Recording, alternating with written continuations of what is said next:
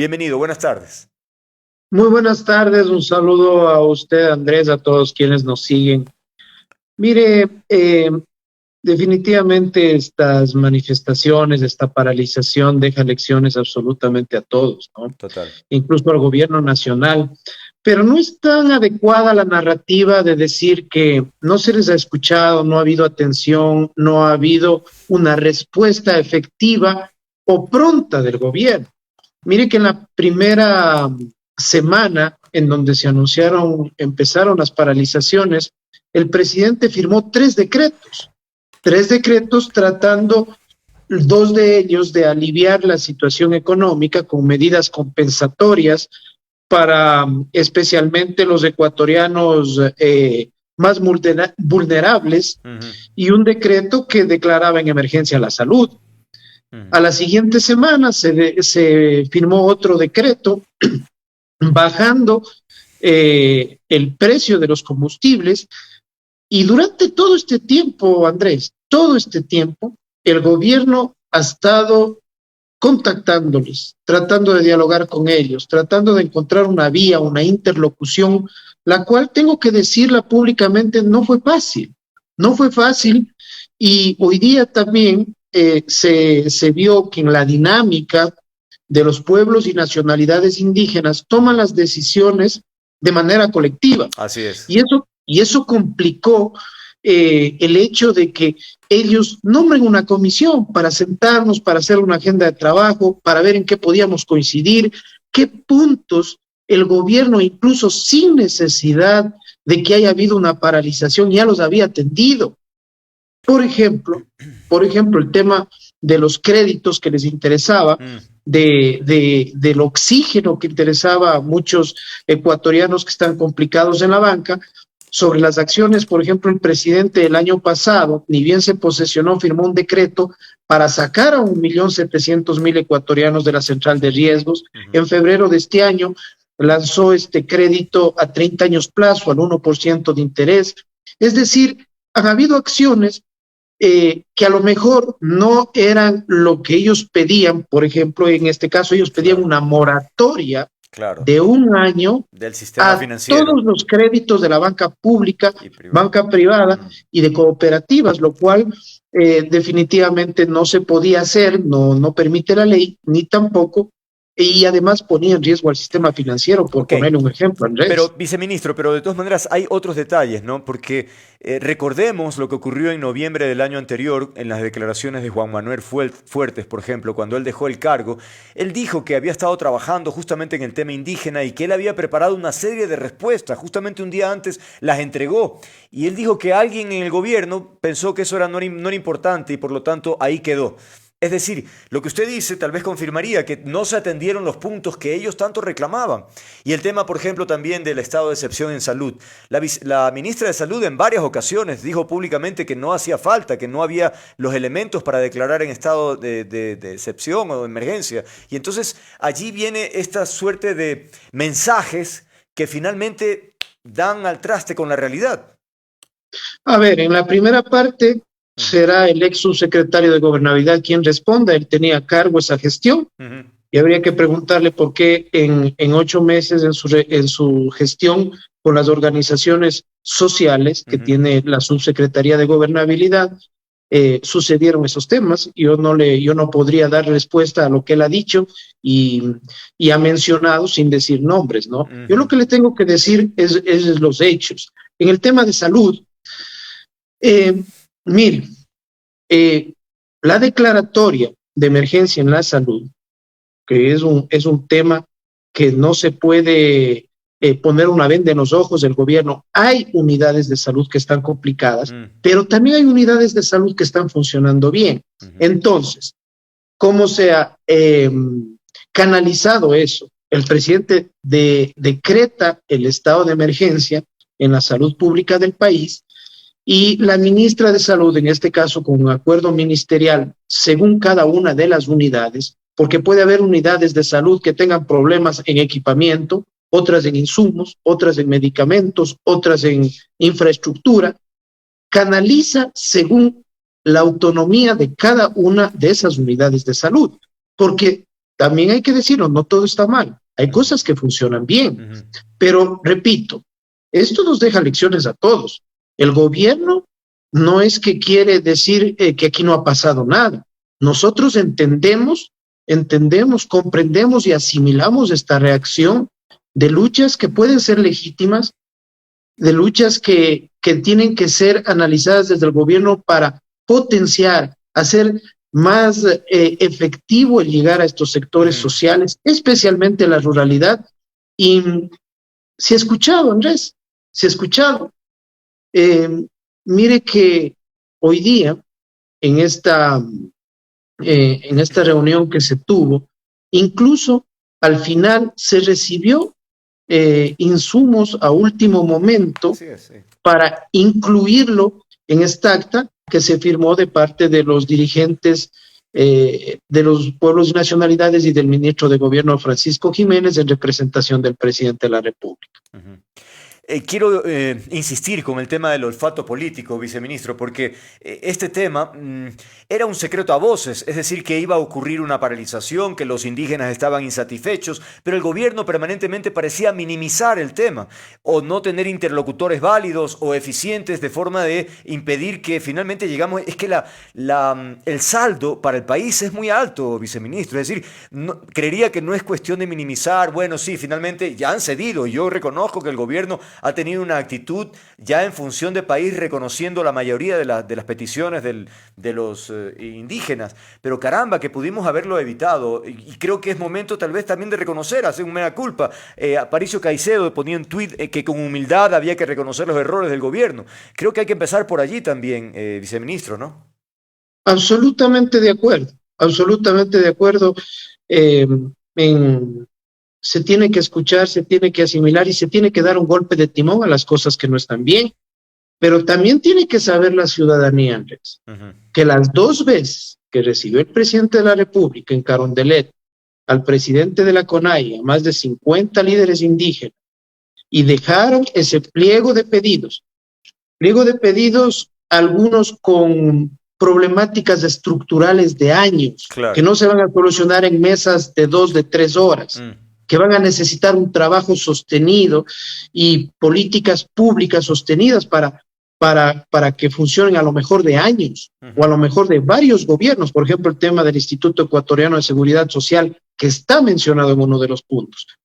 Ahí, ¿qué se les planteó? Nombren una comisión, trabajemos juntos, veamos cómo vamos avanzando, y jamás la CONAIE designó esa comisión, delegó, fueron dejando los pedidos, y si no nos cumplen, podía haber esta amenaza de paralización que al final se dio.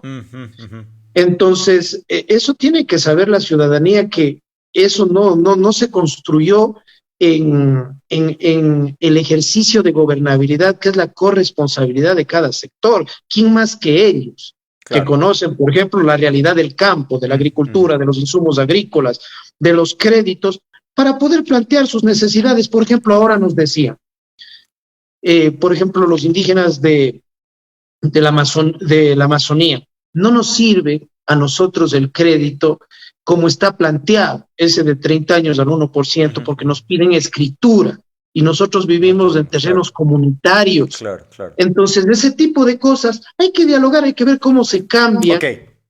Ahora, para que sea más efectivo, ¿no? Comprendo. Ahora, hay un aspecto que me parece importante mencionar, que tiene que ver con la justicia, que no se incluye en los 10 puntos porque evidentemente es un área que no le corresponde al gobierno. Y me parece, aunque ellos, y además ellos lo dijeron, el tema de la no criminalización de la protesta social, esa muletilla, que podría caer luego en el tema de la impunidad, y eso es algo que creo que es importante decir, cuál va a ser la posición del gobierno frente a proporcionar información para que la justicia actúe. Lo que no podemos permitir, viceministro, es que ocurran episodios tan graves y finalmente en aras de la paz, lo cual está bien, pero de todas maneras tiene que haber una responsabilidad. No podemos como que no existió y como que no hay ningún responsable de todos los desmanes y vandalismo o muertes de por medio. Tiene que haber algún tipo de investigación y sanciones, ¿no?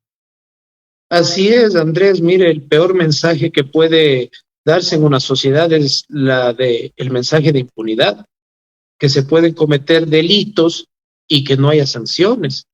Y tengo que ser categórico. en esa acta de la paz, que se le llamó así, Ujú. no se menciona Claro, absolutamente nada sobre estos temas. claro.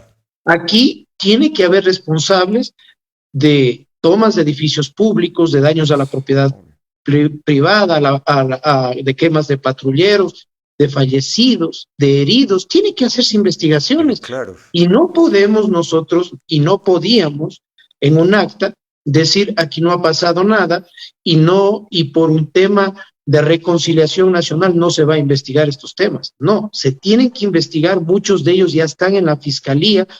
Ha habido temas que van desde paralización de servicios públicos hasta gente que ha perdido la vida y que tiene que investigarse, y por respeto a esas víctimas se tiene que conocer quiénes fueron los responsables. totalmente. Todos hemos visto estos días videos de destrucción de vehículos, de parabrisas, de gente que despedaza neumáticos, de la toma de la fiscalía, de que despedazaron UPCs, de que se tomaron gobernaciones a la fuerza, Las antenas de y televisión en no puede, Ambato. y no puede quedar eso, no puede quedar eso en impunidad, tiene que investigarse, y el gobierno, como ha sido, será respetuoso de la independencia de funciones y de las acciones de la fiscalía y de los jueces. Ahora, en términos nuevamente políticos, el señor Issa sugirió, por ejemplo, el cambio del ministro del Interior. Am, sí, más allá de eso, hay otras voces, aquí también lo decían ayer algunos analistas, que tal vez es el momento preciso para considerar tal vez otros nombres dentro del gabinete. Creo que este es el momento oportuno para reconsiderar y de pronto ver algún uno que otro nombre para cambiar en el gabinete. Bueno, yo no soy la persona adecuada y no sería responsable hacer una mención sobre ese tema. Nosotros somos eh, parte del equipo del presidente de la República en las diferentes funciones, en los diferentes ministerios, y el presidente de la República en cualquier momento que él lo considere puede a lo Hacer mejor cambios. Ujú, hacer un cambio, ¿no? ujú, ujú. Yo no soy la persona que debería dar una valoración en ese sentido. Ok. Lo que sí le tengo que decir, Ujú. lo que sí le tengo que decir, y me da mucho orgullo de cómo se ha manejado el general Patricio Carrillo. He visto de cerca, cuando dividieron el Ministerio de Gobierno con el Ministerio de Interior, su profesionalismo, su don de mando, sus decisiones. No nos enfrentemos, no reprimamos, dialoguemos primero, indiquémosles que están cometiendo un delito, que abran las, las vías.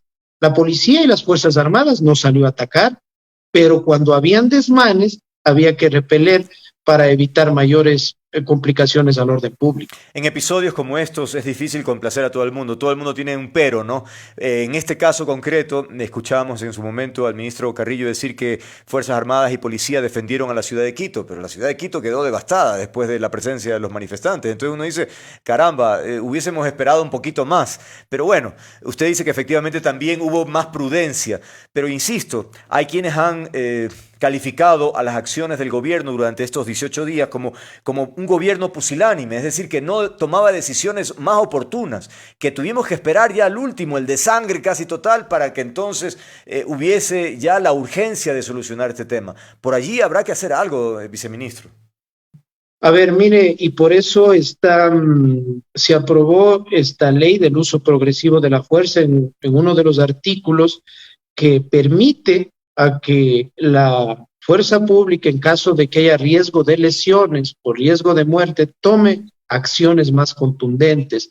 Pero tengo que contarles algo también, Andrés, y por ejemplo, en estos cierres de vías, Uh -huh.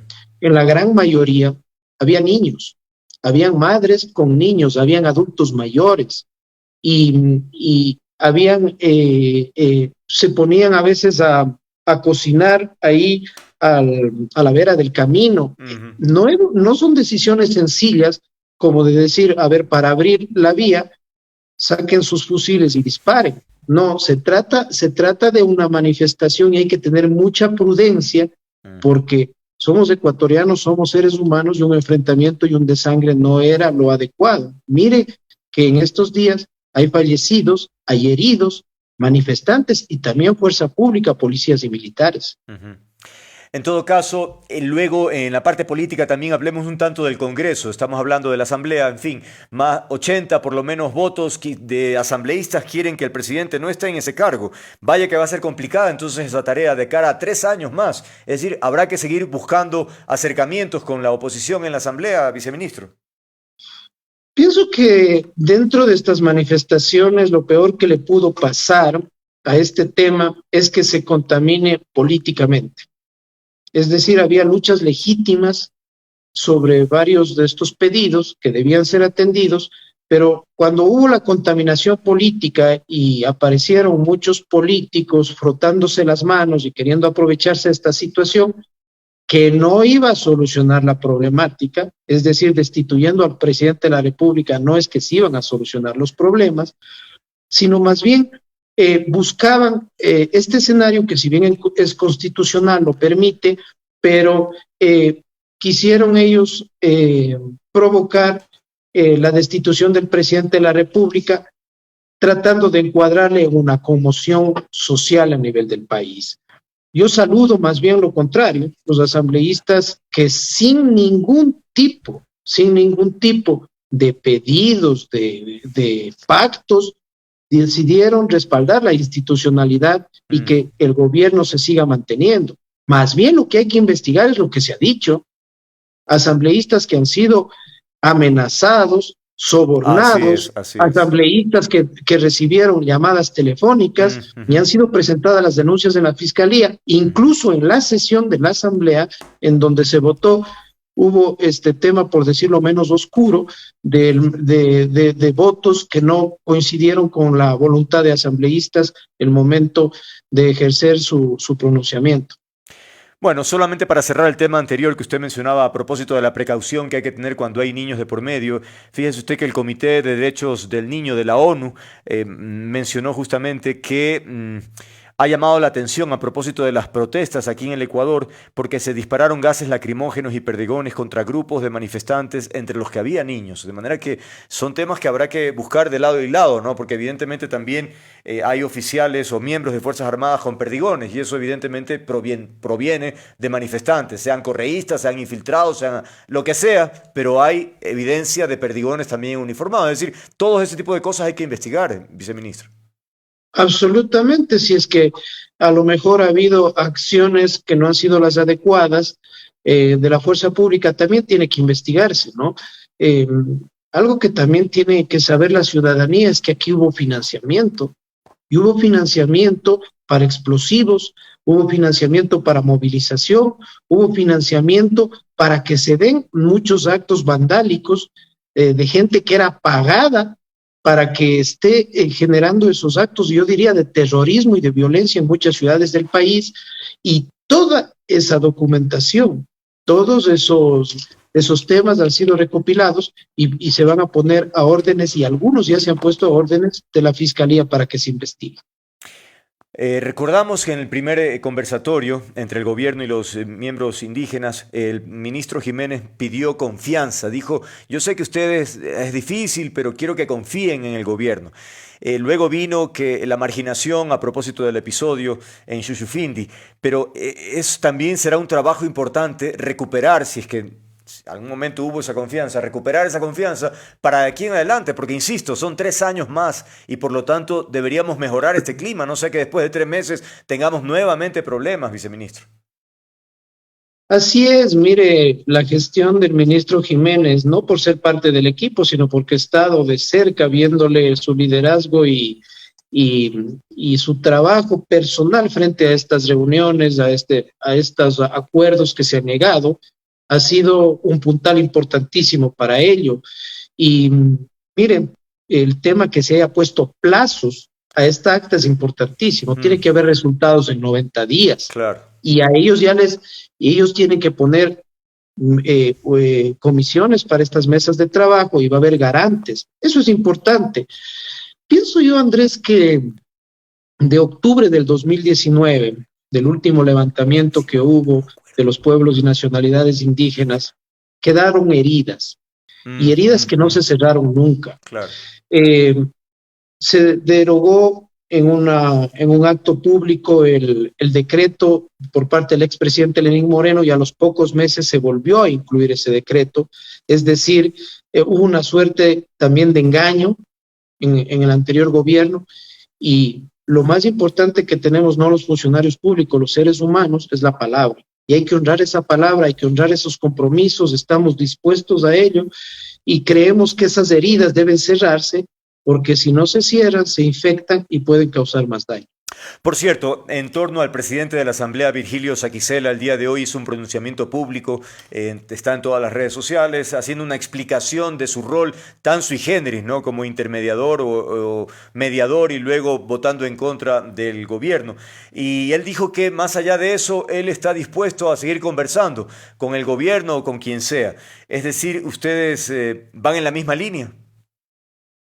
Mira, hay que dialogar con absolutamente todos, con todas las fuerzas políticas, y también hay que tener ese escenario de que ahora se necesita una reconciliación nacional. Si es que hubo un pronunciamiento del gobierno que era inadecuado, que el presidente de la Asamblea siga como mediador, es porque ya no era un mediador imparcial, ¿no? Idóneo, Porque claro. ya tomó una decisión y no era una decisión cualquiera, votó a favor de destituir al presidente de la República. Entonces, ¿cómo podía él ser un mediador de un diálogo entre el gobierno del presidente Lazo, al que votó para destituirle, y la Confederación de Nacionalidades Indígenas, la FEINE, la FENOCIN, que estuvieron al otro lado? Yo saludo también aquí el papel que cumplió la conferencia episcopal frente en horas realmente, porque esto sucedió desde la tarde de ayer hasta hoy día a las 9 de la mañana y Así ha es. sido un trabajo titánico en el que hemos estado hasta la madrugada de hoy trabajando para lograr ese acuerdo de paz que pienso que le da tranquilidad a la gran mayoría de ecuatorianos. Quedan en deuda políticamente con el Partido Social Cristiano e Izquierda Democrática, que han sido bloques críticos al gobierno y sin embargo apoyaron la institucionalidad.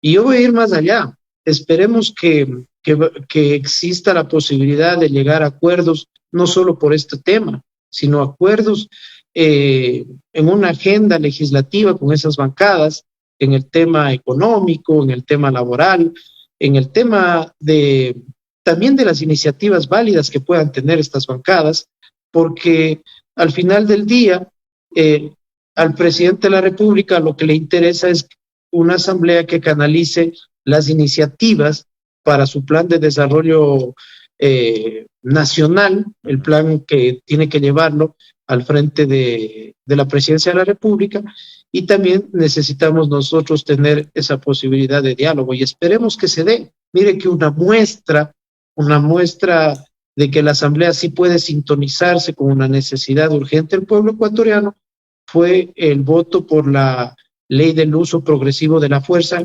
que casi fue por unanimidad. ¿Y esta declaración última, viceministro, es un anhelo personal o va a ser una propuesta un poco más formal, más estructurada, es decir, un acercamiento del gobierno para con estos bloques? Digo, para que sea una cosa más concreta, ¿no? No ojalá ocurra, sino que si tendrán la actitud de proactividad de buscar un acercamiento o no. Así es.